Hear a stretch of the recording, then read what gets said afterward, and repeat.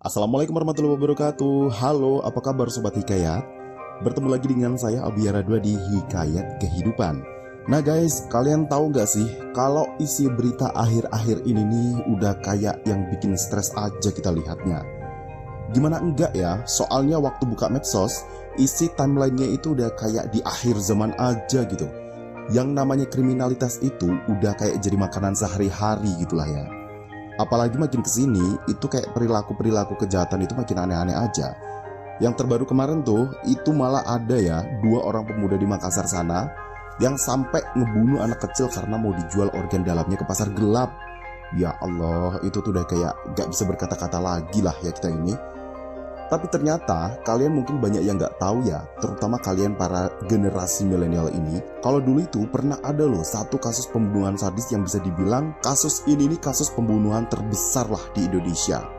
Yang tragisnya lagi, pembunuhan ini dilakukan sama seorang dukun kepada para pasien perempuannya. Dan gak tanggung-tanggung loh, korban pembunuhan sadisnya itu sampai 40 orang lebih. Gimana nih, kalian penasaran gak sama ceritanya? Kalau penasaran, jangan kemana-mana ya. Stay tune terus di channel ini, soalnya hari ini kita mau bahas masalah yang satu ini.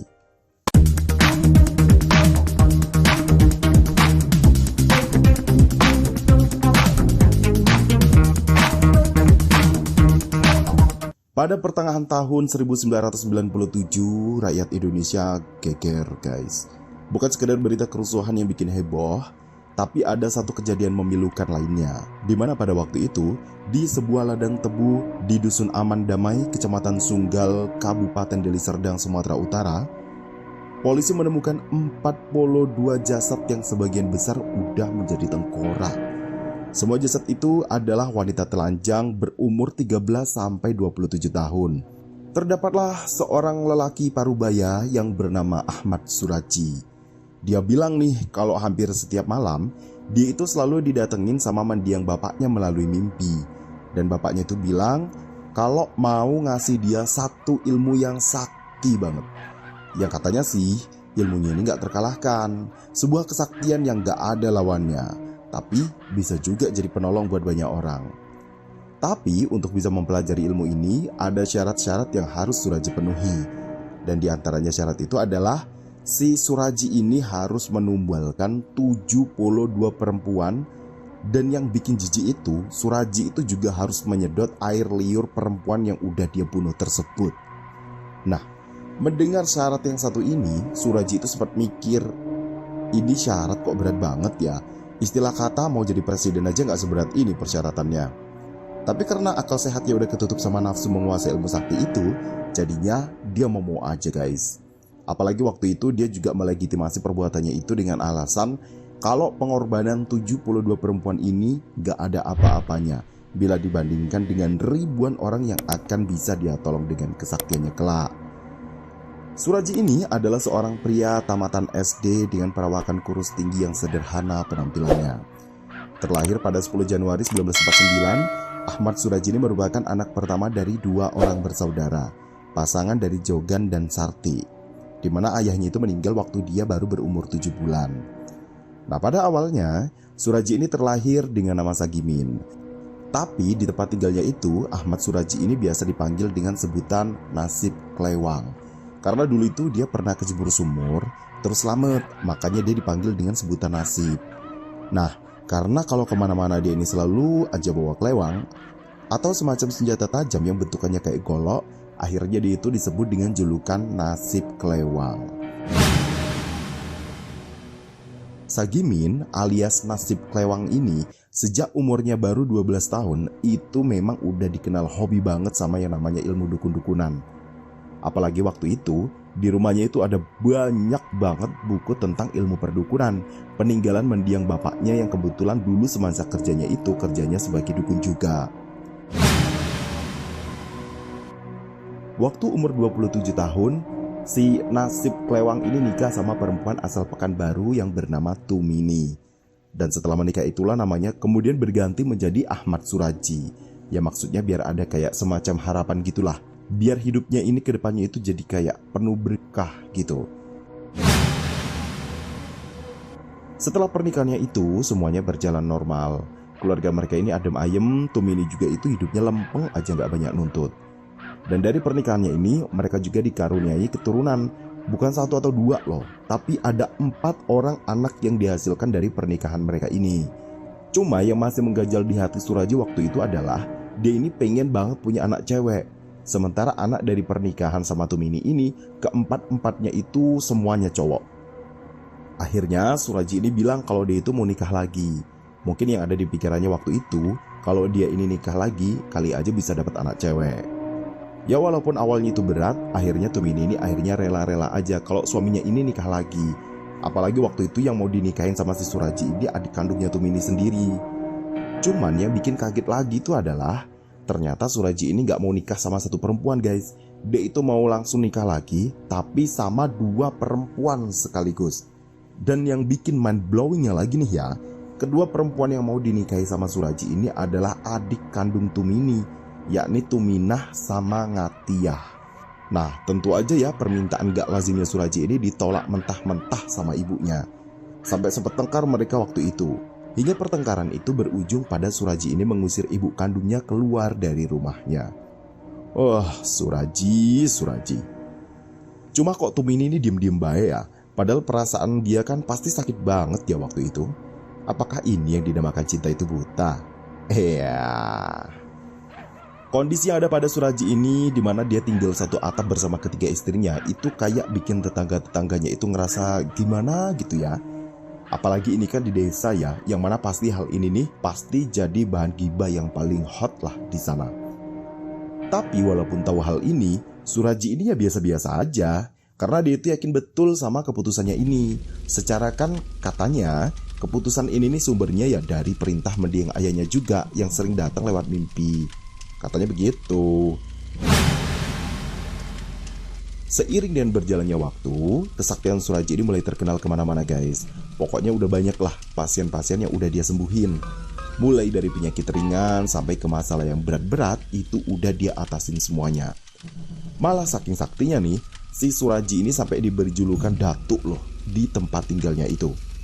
Hingga pada suatu ketika datanglah seorang pasien wanita muda yang bernama Yanti.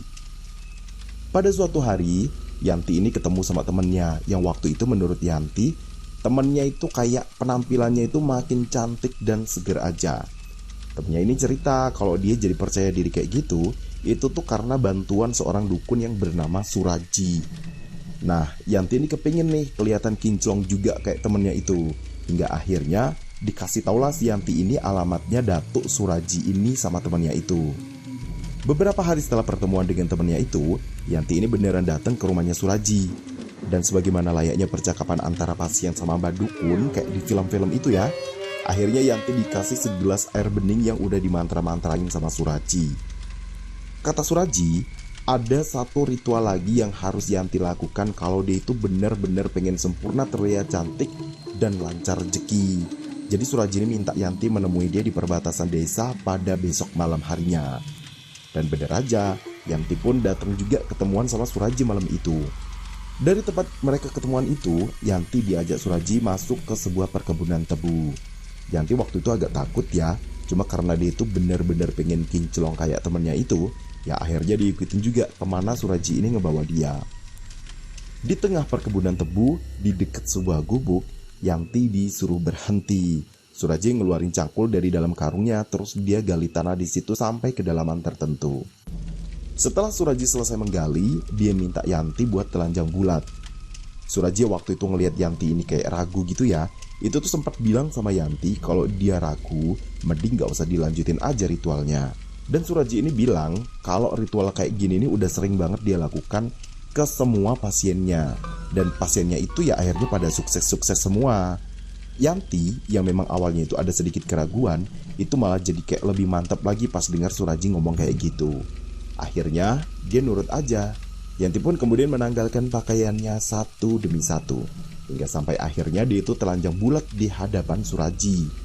Suraji terus bilang nih kalau Yanti harus masuk ke dalam lubang itu, karena mereka itu harus melakukan tapa pendem alias bertapa terpendam, di mana dalam pertapaannya itu Yanti harus masuk ke dalam lubang itu lalu dipendam dengan tanah sampai sebatas leher.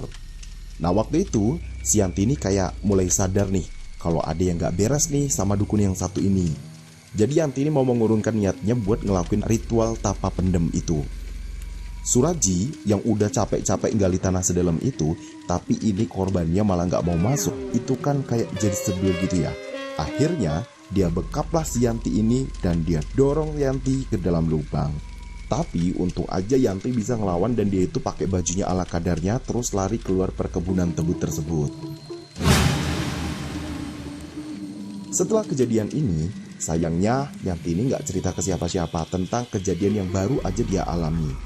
Karena menurut Yanti nih, kalau dia cerita kejadian itu tuh sama kayak dia ngebongkar aibnya sendiri gak sih? Sungguh sebuah keputusan yang sangat disayangkan ya. Yang seandainya saja waktu itu dia speak up, bisa aja loh dia itu justru jadi pahlawan bagi para korban-korban Suraji berikutnya. Karena bener aja guys, beberapa hari setelah kejadian yang menimpa Yanti itu, atau lebih tepatnya pada tanggal 27 April 1997, ditemukanlah sesosok mayat wanita tanpa busana di tengah-tengah ladang tebu. Setelah diidentifikasi, mayat tersebut adalah Sri Kemala Dewi, seorang wanita berusia 21 tahun yang dikabarkan sudah hilang selama 3 hari. Ironisnya, kabar kehilangan Dewi ini sebelumnya membuat orang tua Dewi melaporkan suami Dewi yang bernama Tumin ke kepolisian setempat, karena mereka itu menganggap kalau Dewi ini hilang karena telah dibunuh oleh Tumin. Jadi kayak beberapa hari sebelumnya, Dewi sama Tumin ini sempat bertengkar, sampai sempat pisah ranjang gitu loh. Biasalah ya, namanya juga berumah tangga. Atas dasar itulah orang tua Dewi ini mengira kalau kehilangan Dewi selama 3 hari itu karena ulah Tumin, yang pada akhirnya diketahuilah bahwa Dewi ini dibunuh sama dukun Suraji alias dukun AS. Nah, dari ditemukannya jasad Dewi inilah akhirnya kepolisian setempat melakukan investigasi, yang akhirnya diketahui bahwa selain telah membunuh Sri Kemala Dewi, Badukun Sriaji itu juga ngaku kalau dia itu sebenarnya udah membunuh 41 orang lainnya. Dan setelah ditelusuri, memang benar, di sekitaran ladang tebu itu ditemukan banyak sekali jasad-jasad wanita yang sebagian besar itu udah menjadi tengkorak. Atas dasar bukti-bukti inilah akhirnya Sriaji ini dikenakan hukuman mati. Dan istri pertamanya, Tumini, itu dikenakan hukuman penjara seumur hidup karena dia itu tuh ikut membantu suaminya, Sriaji, dalam menindak korban-korbannya beberapa waktu yang lalu. Uniknya, selama menjalani sisa-sisa harinya di lapas, eksistensi Sriaji ini sebagai seorang dukun masih sangat dipercaya warga lapas loh. Malah menurut Sriaji sendiri ya, banyak loh warga lapas sana yang minta bantuan dia buat diajarin ilmu pelet. Weleh. Ya begitulah tadi ya sebuah kisah perjalanan hidup seorang dukun kejam yang bernama Sriaji. Bisa kalian bayangin ya, 42 orang wanita loh yang udah dia habisi. Ini tuh kayak ada gak sih kekejaman yang dilakukan secara personal kayak gitu selain yang dilakukan oleh si Sriaji ini? Kayaknya gak ada deh. Makanya kan sampai dibikin filmnya tuh saking sadisnya. Ini terlalu kejam kalau menurut saya sih. Kalau menurut kalian gimana? Well, itulah tadi salah satu kisah nyata tragis perjalanan seorang dukun yang sama sekali jangan kalian tiru ya. Jangan lelah untuk menebar kebaikan, karena kita nggak tahu nih dari amal baik mana Tuhan membawa kita ke dalam surganya. Akhir kata, saya Abu Yaradwa pamit undur diri. Salam.